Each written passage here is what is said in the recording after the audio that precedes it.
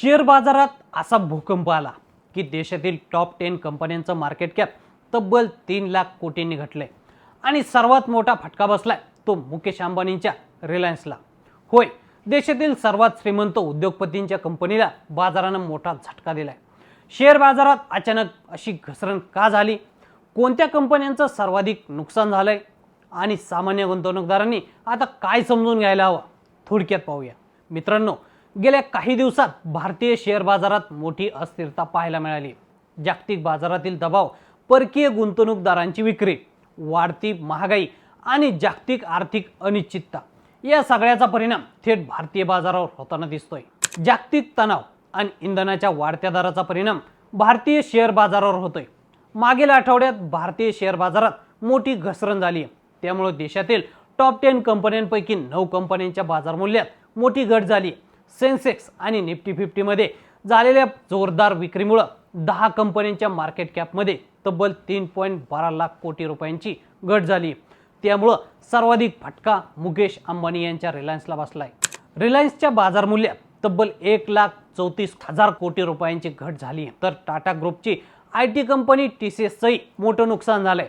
TCSचं बाजार मूल्य 47,000 कोटी रुपयांनी घटलंय।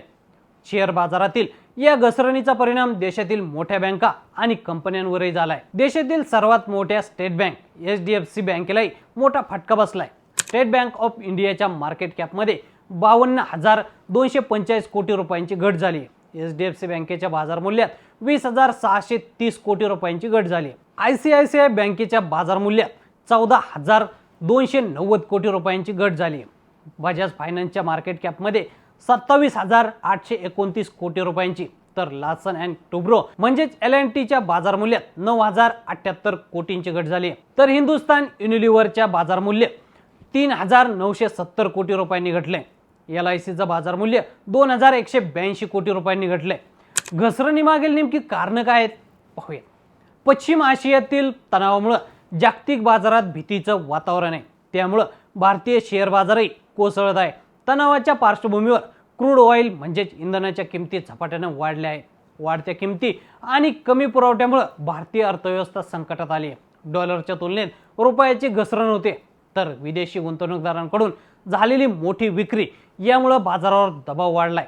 या सर्व कारणांमुळे बाजारात घसरण होते। तर मंडळी, या जागतिक घडामोडींबद्दल तुम्हाला काय वाटतं, आम्हाला कमेंट करून नक्की सांगा आणि असेच नवनवीन माहितीपूर्ण व्हिडिओ पाहण्यासाठी लेट्स अप मराठी फॉलो करा।